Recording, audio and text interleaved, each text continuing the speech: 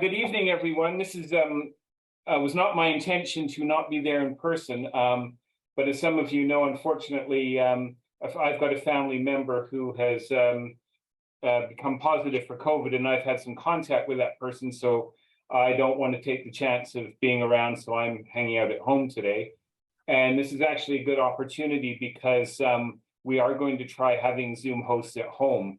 So, for example, Jim Cliff will be your host next week, as I understand, right? Yes. I'll nod my head at this point. Yes, there we are. And Jim's going to be doing that from home as well. And I think is it Brock the week after, I think maybe. Yeah. So so this is great. So inadvertently we're getting to try it a week earlier than we originally planned. So welcome to Astro Cafe for September 19th. It was a bit of a question as to whether we could proceed tonight because of the late declared holiday, but I checked with the Fairfield Gonzalez Community Association and they were going to operate as per normal. So we have carried on, although normally we wouldn't have a meeting on a holiday Monday, but so here we are.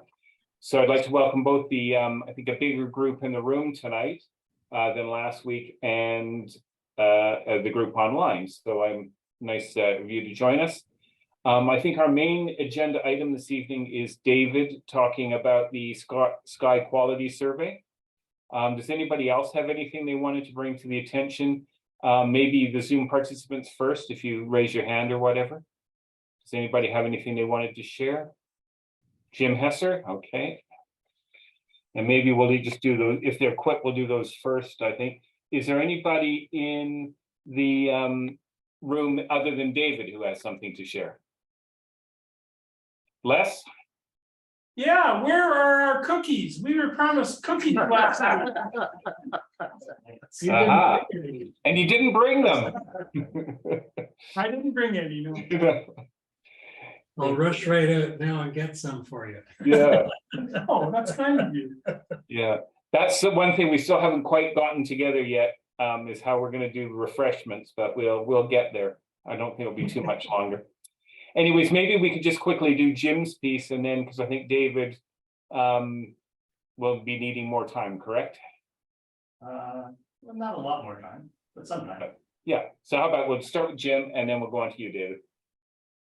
Okay, I just wanted to remind people I did distribute a message to the Rascals a week or so ago, but next Sunday afternoon at the University of Victoria's Farquar Auditorium, the Victoria Symphony will be presenting a program that includes the piece called Auroral Triptych. And this is a piece filmed by Jose Francisco Salgado, largely in northern Canada, of the aurora. Those who were in Victoria in 2009 during the International Year of Astronomy may remember having seen Holst the Planets with his videography from NASA and other and historical sources. So I think that program in 2009, I had people a decade later remembering that concert and the impact it had on them. So I'm expecting that Sunday afternoon's presentation by the Victoria Symphony, directed by the Director Emerita, Tanya Miller, will be absolutely spectacular. And so I just encourage people to consider attending. And I'm going to answer the telephone that's ringing. Now I need to unmute there. I'm used to being in person now, and I just speak. Thanks, Jim, and thanks. So I'll turn over to David Lee. Great. Let me see if I can shift gears here.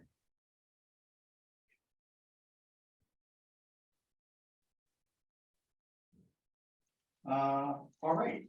So I kind of asked the question about whether we were ready to maybe do our next installment. Now, I've been in contact with a number of volunteers. I picked tonight to be the night that I would distribute some meters. I think we have, Lori, you brought two with you. Yes. I have two, so I think we have at least 4 that we could distribute tonight. But I'll just give you a really quick overview. As you know, what we're trying to do is replicate a survey that we actually did in 2010.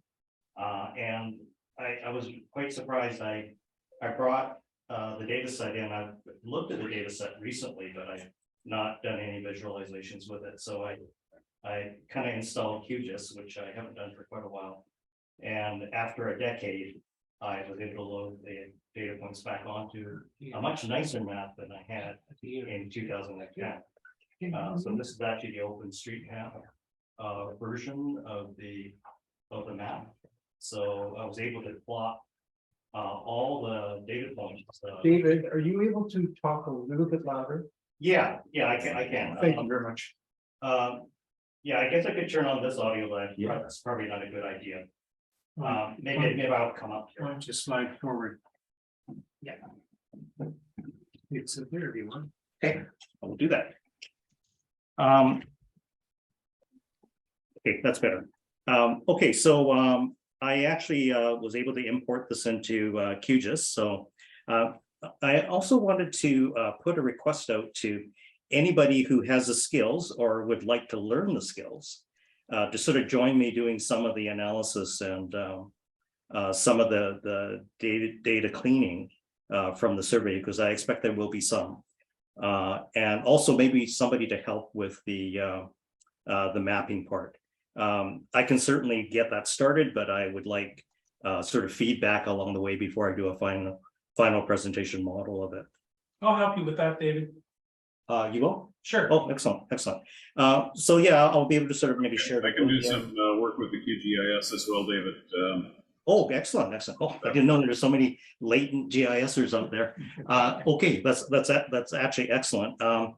Just pop me a note and just let me know you're interested. I'm trying to get people of various skills to do things other than just acquisition. We do need acquisition, but we need a lot of post work for the survey as well. So if you're willing to do that, I'm very pleased. So tonight we will distribute some meters. I don't know if Reg is online. Is Reg online tonight? I haven't seen him, no. Oh, okay. If he's not, I've asked him to actually guide us. He's the local, one of the local meteorologists in the society. So I've enlisted him to maybe help us pick a night. As you probably know, we picked nights, candidate nights around the new moon. And I checked to make sure that the moon and the sun were below 18 degrees, which is the general specification for it. I'm not more adamant about the sun than I am about the moon. Around the new moon, it tends to be a thin crescent anyways, so I'm a little bit forgiving with that. But plus or minus 2 days around the new moon is definitely compliant. And Wednesday, in fact, it may be our only good night for a while because it looks like clouds coming. We may have to take that opportunity, so we may have to jump on Wednesday as well. So I don't know if there's any questions from the audience here, or are there any questions from out there? If not, after this session, I'll bring out the meters and then we'll actually demonstrate them as well. There is more than one type of meter. Like for those of you who have meters that are participating, there's an older version which has an 80% degree cone on it. Not quite as useful for urban environments, but it's still usable. The more recent model is called the SQM-L, and there's also computer-based models as well.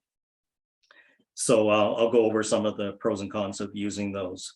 So yeah, if there's no questions from out there in internet land or in the room here. Yes. So are you going to have some sort of a workshop get together that's separate from Astronomy Cafe to demonstrate? Likely. I've had a number of kind of information Q&As on Zoom, and I probably will do that as we go through this. I'm starting to think that this is not a one-shot deal. Like this is kind of something that we'll probably want to do throughout the year, probably with a greater frequency than every 12 years. So I'm just thinking, you know, maybe it would be better if we did better than every 12 years. So yeah, no, I expect that we will do that. And I think it's a great opportunity for us to bring awareness to our community about the process of detecting sky glow. And also it just puts our focus, like I'm really hoping that through the work that we're going to do, that it will help us pick areas of interest. It's quite daunting to do the 143 data point survey. It takes lots of people to do that. I don't mind like doing it every few years, but in reality, we should be focusing. So what I would like to do is take the original data set, look at the results, and maybe find areas of interest, like areas that we should be concentrating on. For instance, if there are areas that are quite good now, and we see them kind of teetering and moving into brighter zones, then we might want to focus on that area, right?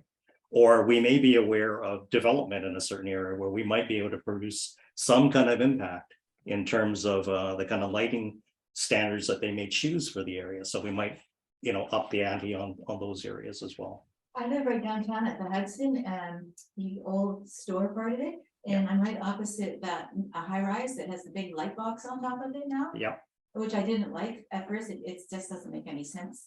Most of the time it's red, but sometimes they cycle it through kind of a rainbow program. So I emailed the Downtown Residents Association or something and complained about the light. And they said they really couldn't do anything about it, but what it did highlight to them was that they didn't have any rules about pitch down at all. Oh, interesting. And that was just a year ago. Yeah, in fact, when I was trying to reduce the survey load, I thought I would actually cull the data set to only pick areas that were verging on red and white. Now, if you're aware of the original survey, the white is the worst, and red is verging on the white.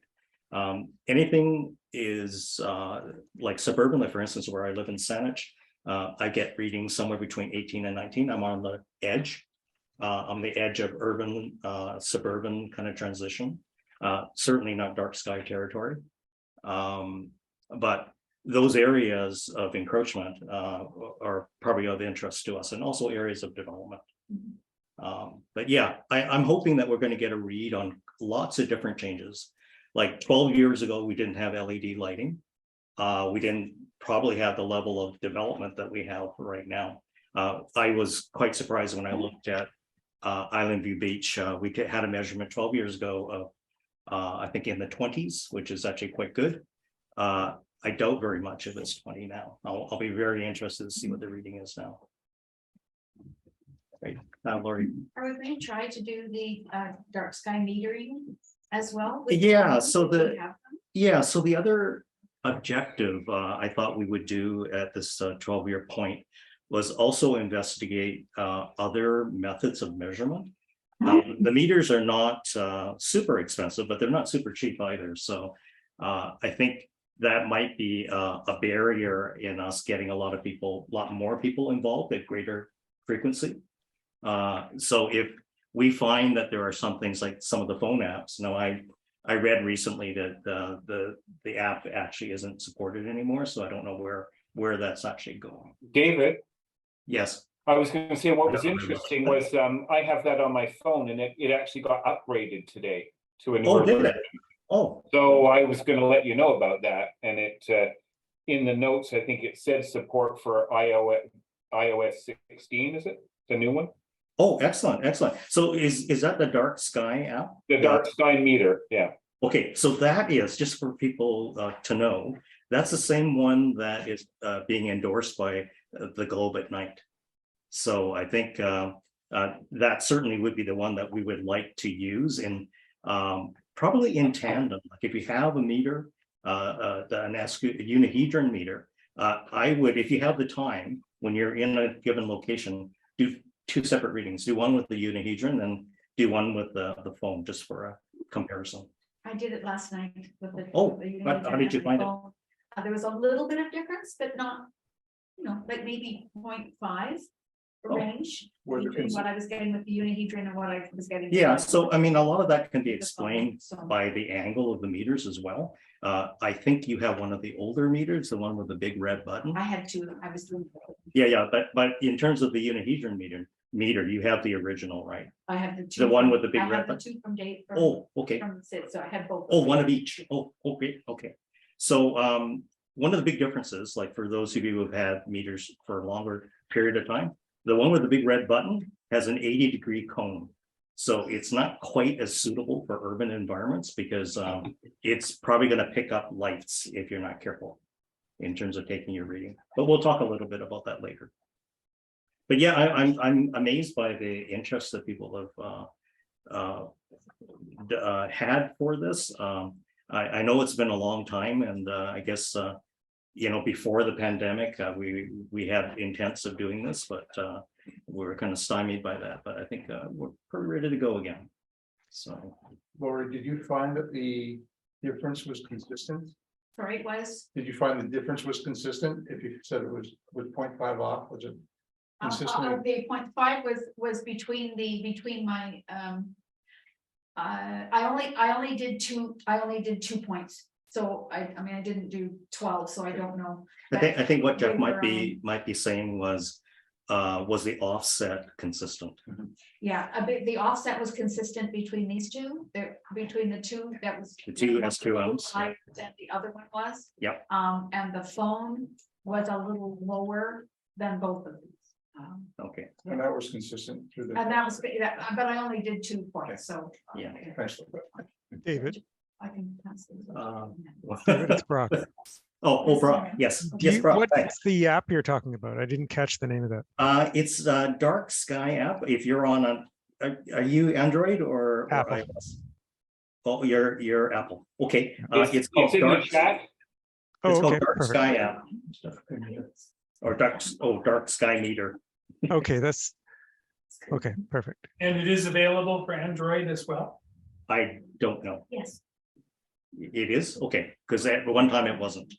So David, I see that it's just like on off, it doesn't look too complicated. It's very, it's very, very simple.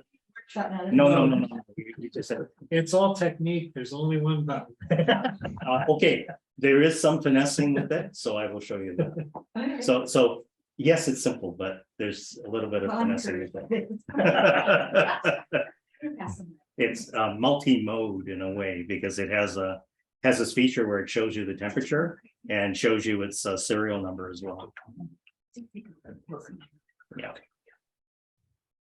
Yeah. Okay. So I probably will have another Zoom session just for people that are interested to, if they want to ask more detailed questions, and I will periodically kind of give reports of what's happening as we progress.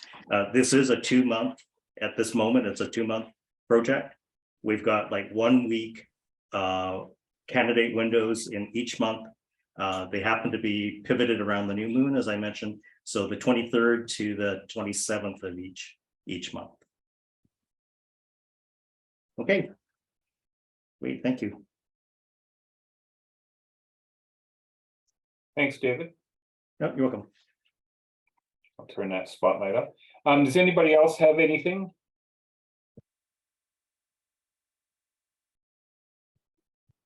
Because what I was wondering is, I know, David, you were planning to do some work outside taking readings, is that right?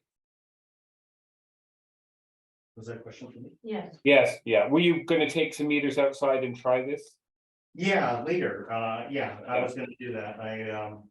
We're probably going to be discussing the areas that people go to, so I'll be doing that after this meeting. Yeah, so I don't know if anybody who's joining by Zoom has a meter at home, do they have any questions about for David while you've got this opportunity? Yeah, either you can ask me now or send me a note, or I'll maybe have a very short half-hour Zoom at some point, and then you can sign on to that. I was gonna say, actually, maybe for the benefit of everybody who's here, would you mind just doing a brief just rundown of the procedure? Oh, yeah, we could. Okay, yeah. So I don't think I have to move to do this, so No, I can hear you at the moment quite well from there. I'm gonna take one of the loaners there. These are, I wouldn't say they're super delicate, but I don't want you throwing them around or demoing with both of them. So this is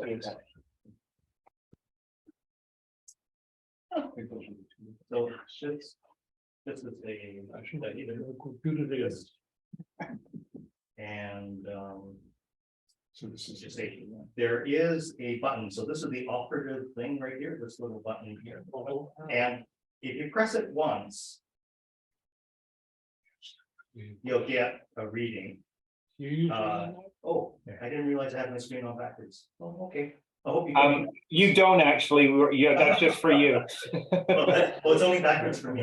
It's only backwards for you. And just remember, if you could just project a little bit, just so the microphone picks you up as well. Right.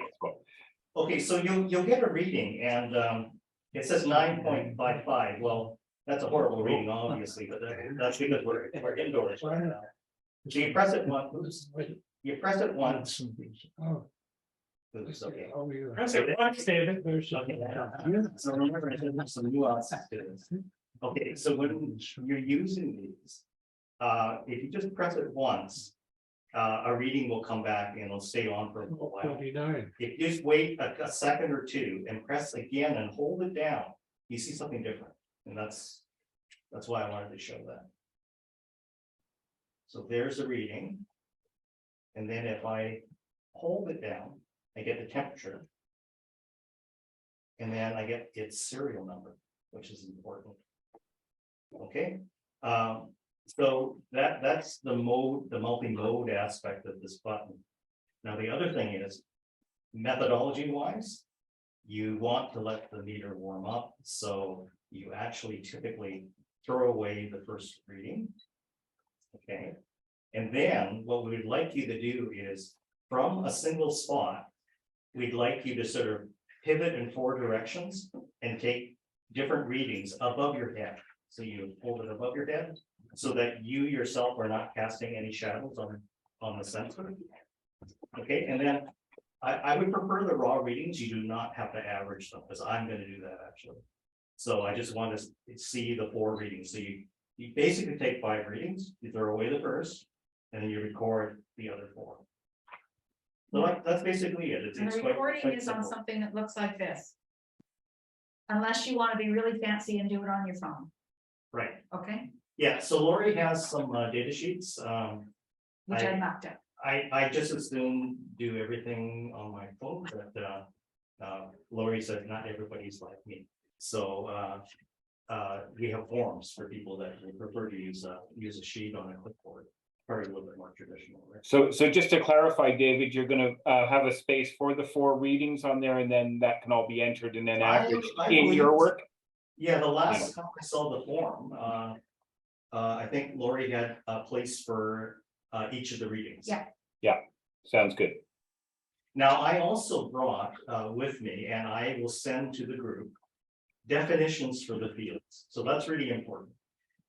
So I've got formats for each of the fields, like how to record the latitude and longitude. And if you prefer not to use the decimal format that I've asked for, I'm just as good if you give me degree minutes, seconds. I'll convert them after the fact. So if you prefer not to give me decimal, I'm good with that. I realize that most phones, which have compasses, they will read out with degrees, minutes, seconds, and not of decimal values. So that's fine. If you want to record it that way, that's okay too. And I'm assuming most people will have a phone with them that has GPS, so you should be able to tell me your location. So that's important. Recording the lat long.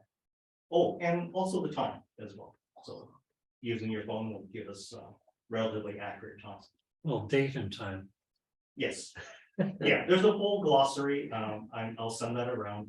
I did print some sheets that I'd give out tonight, but I think Lori jinxed me because she said that she was going to have to go to the coffee shop to do the forms, and I promptly ran out of toner on my printer.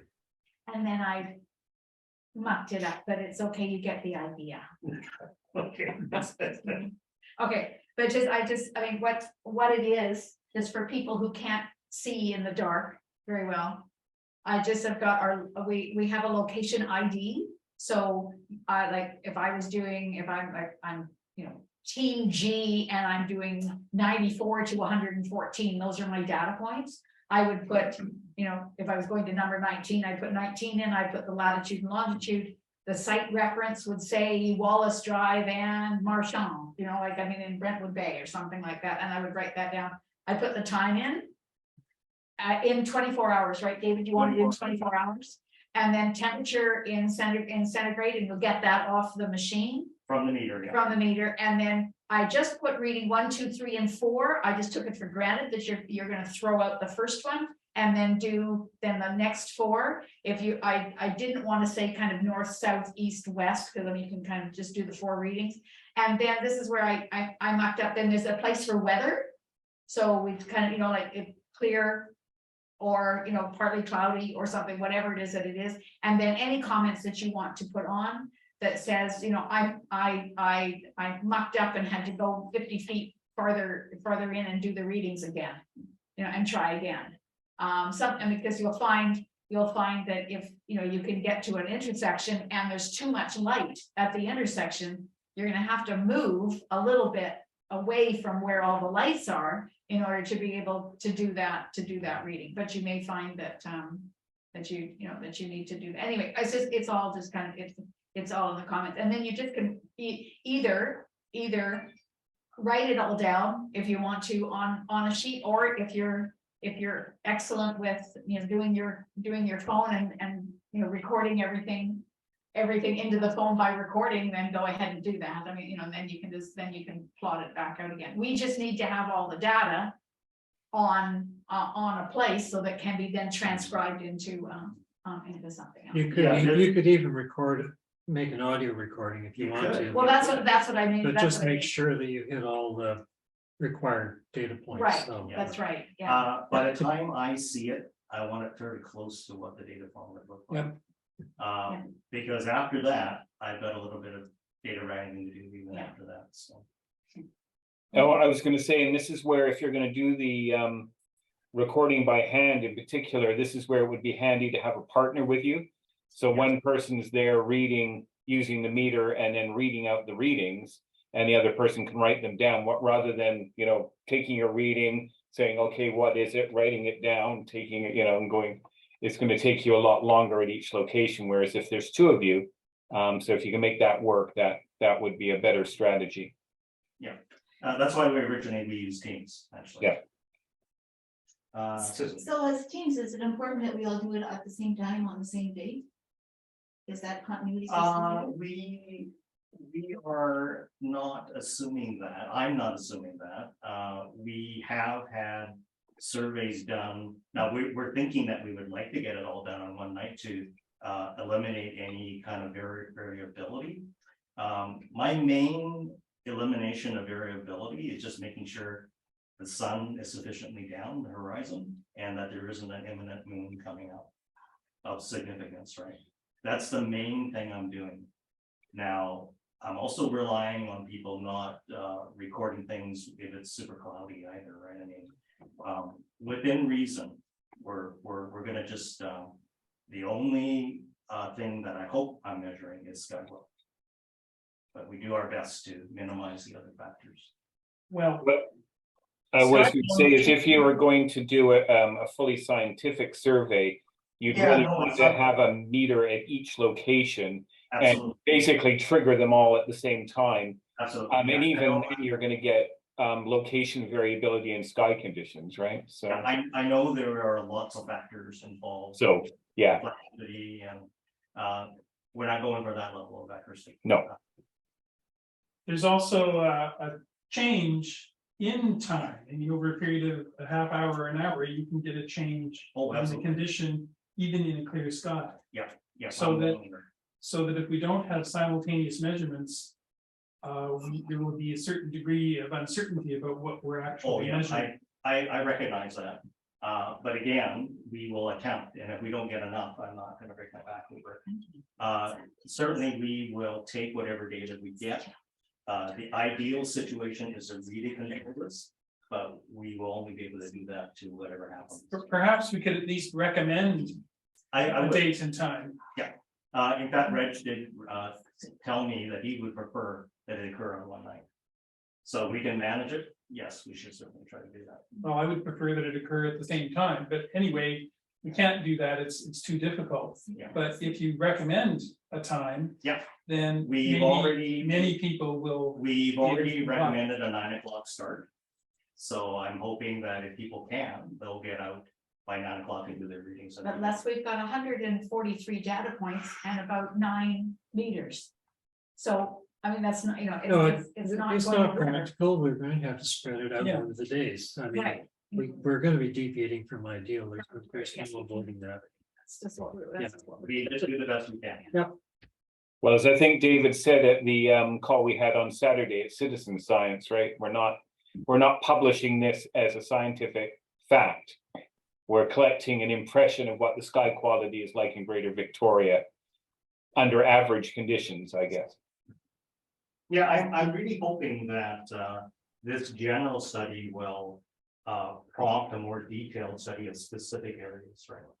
And then for the specific areas, yeah, we're gonna do a little bit more structured type of survey.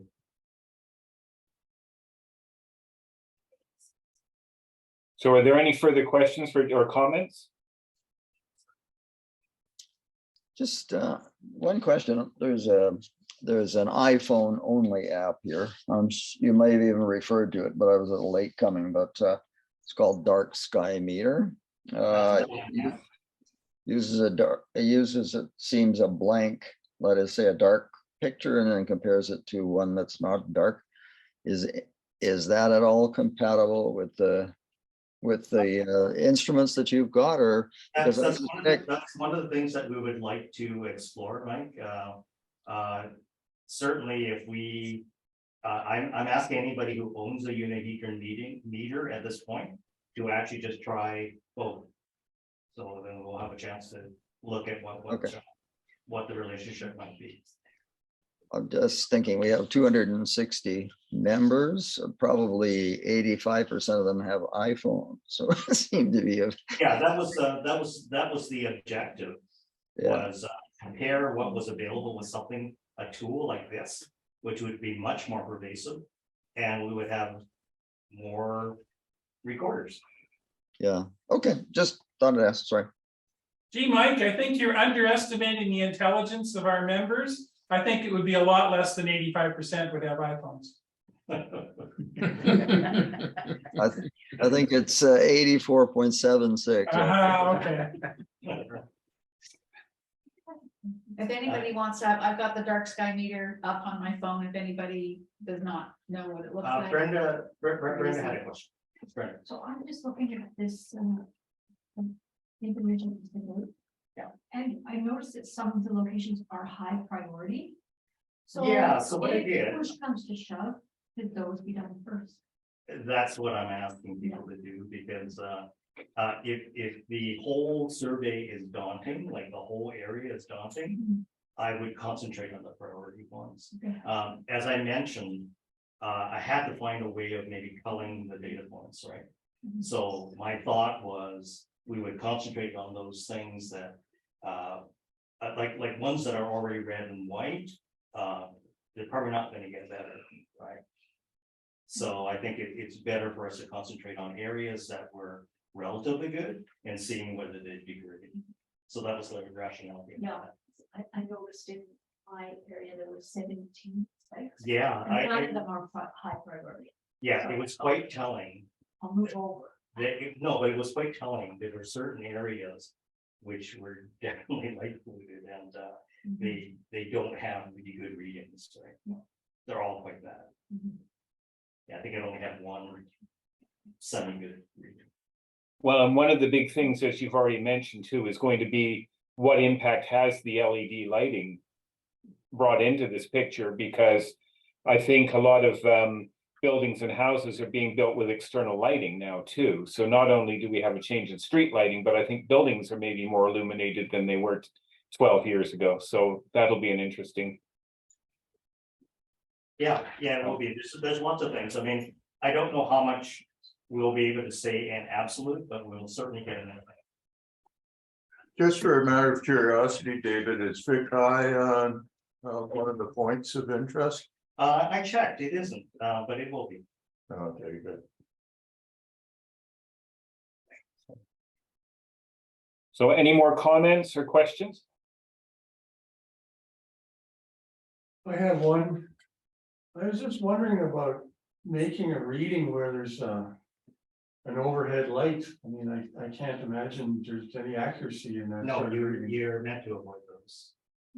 And how do you know what part of this fraction of the sky you're measuring with the meter? Okay, so the accuracy is, you're guessing a little bit, but they have recommendations on how far away you should be from a light. And they also tell you to put it above your head, and the original meters are more susceptible to that because they're an 80-degree cone, whereas the newer L meters are 20 degrees. They're more suitable for urban environments where they're. So yeah, if you're sent to a location that has a street light over it, find a nearby location, make sure you've recorded the latitude, longitude, but get away from the light if you can. It'll be interesting with the LED, because I was going to say they tend to be a bit of more of a narrow, not perfectly, but more narrow. They than are the old high pressure lights. So you might actually be able to be a little closer to a light standard now than 12 years ago, but still not good. Yeah, I mean, obviously in 12 years' time, the locations of the lamp stands may have changed as well. But it's not just luminaires, it's also other obstacles to the clear sky. So you can't stand under a tree. Exactly. If that doesn't work. You can't stand, next to a building. Or a house, anything. So you really want to get a clean view of a cone of the sky that is appropriate for your meter. One other thing is, if time permits too, for each team, if you've got some places where you like to observe that aren't on the list maybe, and you've got time to go there, you could always add it too, as long as you collect the reference data. Would that be okay, David? If we Yeah, that would be okay. I would like people to record with the original location IDs.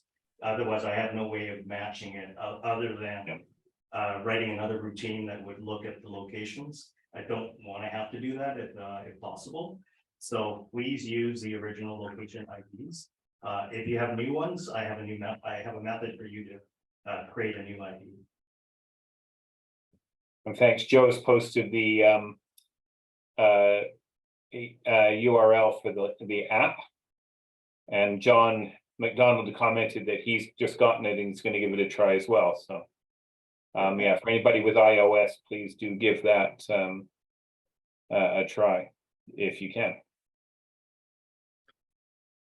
Dorothy has a question here. Well, David, well, this is maybe for the future a bit, but for sensitive areas, and actually maybe some of the intermediate areas where on the ground, you can be not under a light, but there may be trees or buildings around. But what about, and it seems to me it would be legitimate to take measurements from a deck that's up at second or third story, and that would actually give a good measure of the sky glow, which is what we're really interested in.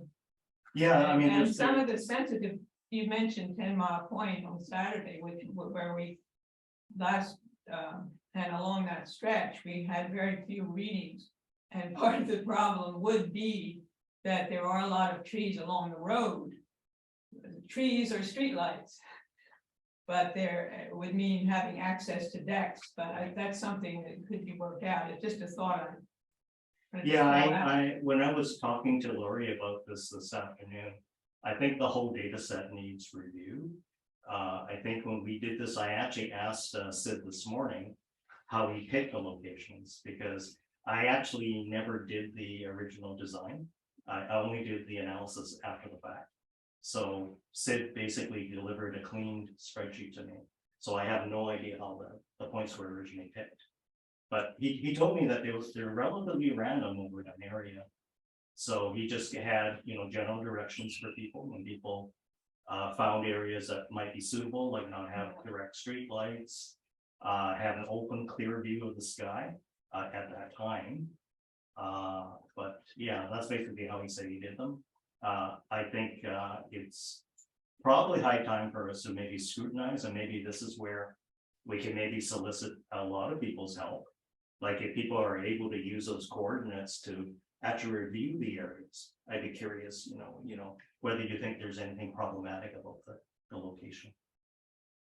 Yeah, well, I'm just thinking about missing areas that it would be nice to have measurements from, because you can't get at ground level, you can't get good readings. And if we solicited, I don't know where all our members live, but maybe people who aren't involved in doing the reading, but are members would be willing to have once or twice a year, another member come up to their deck on the second or third floor or wherever they are, and to take the reading. It's just a thought that occurred to me to throw out, maybe not for this next 2 months, but something that we could plan about towards. Yeah, there's lots of objectives. I did request that we review our objectives for the project, because I mean, they can be various, right? Yeah. But I think now that I see that there's a relatively high interest for this, I think we probably should have maybe a strategy meeting or an objectives meeting where we do discuss where we move forward with this. It's probably untenable to repeat the scale of survey that we actually did. Oh, that was Sid. Yeah, it's a SID project, right? You have to remember that, right? It's not an SL SID, but I think he had a lot of, yeah, had more people participating. he did. My meter participated, as I said, we weren't here. Yeah, in fact, I think Lori asked me today about the original crew, and I think we have less than 50% of the original crew, actually. That's after 12 years. Yeah. Well, we have new people. But we have new people, yes. This is good. I think Les has a question. Yes, I wanted clarification on the procedure that you referred to of facing the cardinal directions. The idea still is to keep the meter vertical and to be standing overhead. Yeah. No, but to be standing directly overhead. You're not Exactly. trying to be at an angle. No, So absolutely not. Exactly. Absolutely not. But what doing it in the 4 cardinal directions helps to achieve is if there is a little variation in your estimation of what's directly overhead, you are reducing that variability by It also looking at 4 directions. it also averages out any stray light that might be coming from a particular direction. So if you're rotating about a point above your head, I'm hoping that any stray light will get averaged out when we average the readings. Well, if you do it perfectly, then it should be identical. Depends. Yeah. Depends on No, the. not really. Be identical, because if the stray light is coming in from a particular direction, all you're doing is rotating the sensor. Oh, I see what you're saying. It's kept perfectly Yeah. oriented towards that thing. What it might, That's unlikely. what it might improve is the tilt. Because people are not doing this on a tripod, right? That's right. It's not going to be perfect, so this helps ameliorate that source of error. Yeah, and plus it's extra readings too, which I always like. Oh, well, that's very good. I think that's a really good thing to do. Yeah, I guess there's little nuances to this. I mean, I wouldn't even know what people could possibly do until I watch them.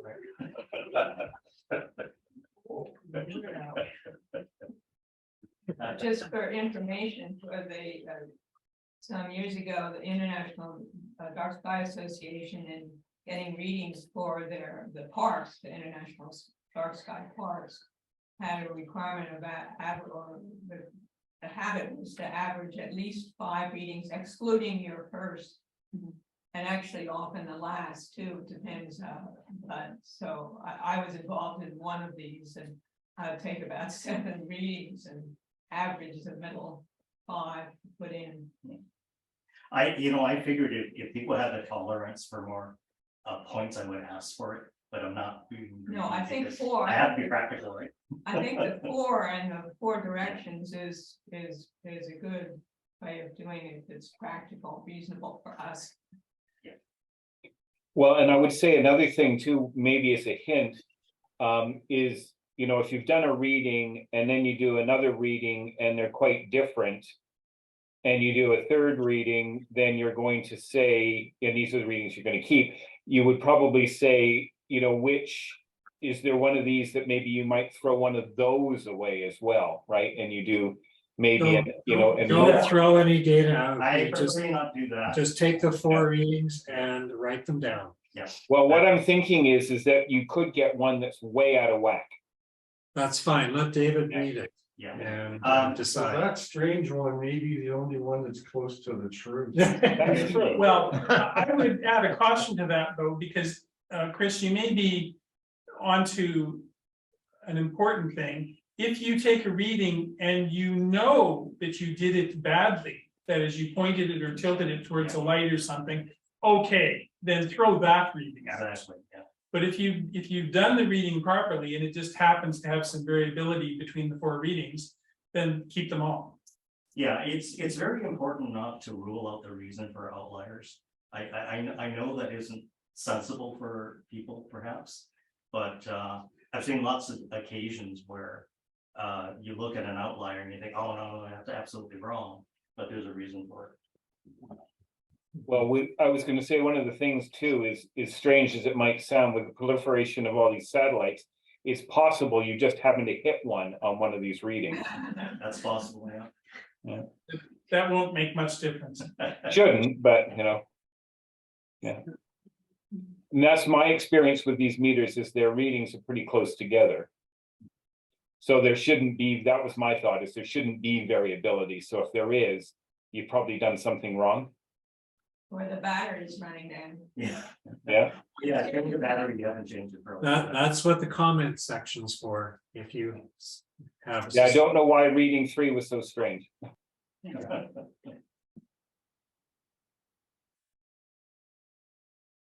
Well, I'm really excited that you're all willing to participate in the experiment, so that's a plus already. So does anybody have anything else for this this part of the session? Because I think if not, then David and the group at in Fairfield will probably carry on outside, and otherwise the rest of us will depart for the evening. I have one question. Is the video camera that captures the room, can it be focused? Because I can see. I had a look at it. It is out of focus, but I'll wait for Chris, the expert, to. Okay. Chris, and, yeah. I know it's you, Joe, because I recognize your general shape. Yeah. But I can see every hair on David's chin. But I know. Yeah. It needs focusing. I agree. Okay. Other than that, I have nothing usual to say. Yeah, and I don't know if that camera actually has an ability to focus. It's supposed to be an autofocus, so it may be having trouble picking something up. But that's why I just wanted to spotlight it and see what it looked like on my screen. But yeah, it's a good point. Okay, well, we'll try that too. Great. So second to last call or last call?